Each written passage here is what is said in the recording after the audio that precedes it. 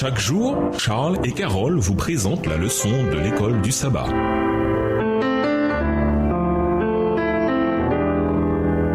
Bienvenue à notre émission Dieu nous parle. Nous voilà la leçon de lundi à l'article de l'amour. Lisons Somme 41, les versets 2 à 5, Somme 88, les versets 4 à 13 et Somme 102, les versets 4 à 6, 12, 24 et 25.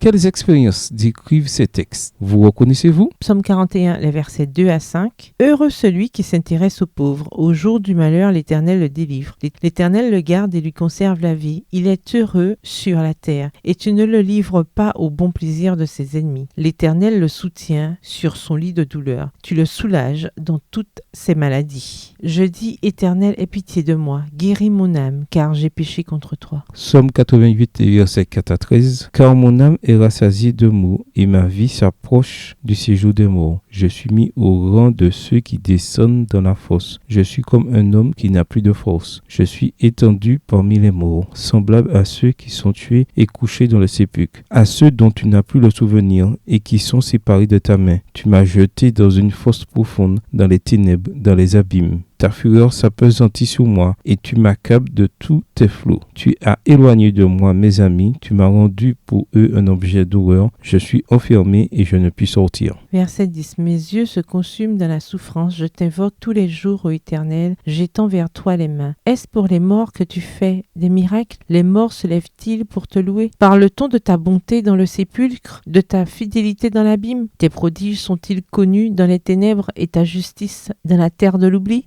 Somme 102, versets 4 à 6, 12, 24 et 25. Car mes jours s'évanouissent en fumée et mes os sont enflammés comme un tison. Mon cœur est frappé et se dessèche comme l'herbe. J'oublie même de manger mon pain. Mes gémissements sont tels que mes os s'attachent à ma chair. Verset 12. Mes jours sont comme l'ombre à son déclin et je me dessèche comme l'herbe. Verset 24. Il a brisé ma force dans la route, il a abrégé mes jours. Je dis, mon Dieu, ne m'enlève pas au milieu de mes jours, toi dont les années durent éternellement. Ces prières réclamant d'être délivrés de la maladie et de la mort démontrent que les enfants de Dieu n'échappent pas à la souffrance dans ce monde. Les psaumes révèlent les terribles afflictions du psalmiste. Il est dépourvu de force, il se fane comme l'herbe, il n'arrive plus à s'alimenter. Il est mis à part avec les morts. Il gît dans la tombe tel un soldat tombé au champ d'honneur. Il est répugnant aux yeux de ses amis. Il souffre et désespère. Ses os collent à sa peau. De nombreux psaumes partent du principe que le Seigneur a permis les problèmes à cause de la désobéissance d'Israël. Le psalmiste reconnaît que le péché peut entraîner la maladie. Par conséquent, il mentionne le pardon qui précède la guérison.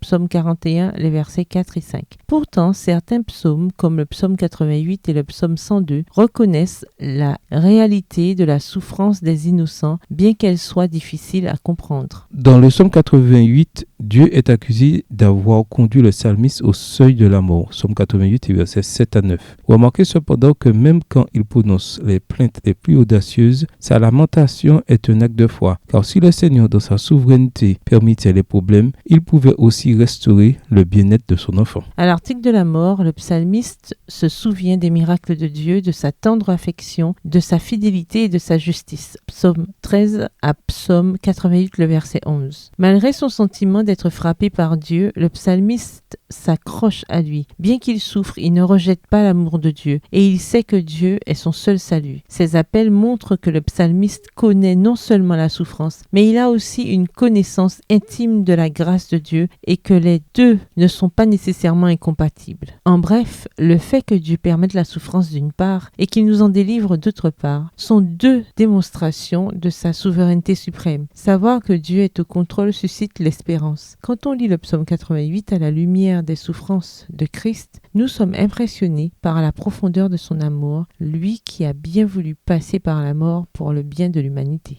Méditer sur Jésus en croix et sur ce qu'il a souffert à cause du péché, c'est une réalité. Dieu en Christ a souffert plus qu'aucun d'entre nous. Pourquoi cette réalité doit-elle nous aider à garder la foi, même dans les moments de souffrance et d'épreuve? Au revoir. Et à demain si Dieu veut. Dieu nous parle. Chaque jour, Charles et Carole vous présentent la leçon de l'école du sabbat.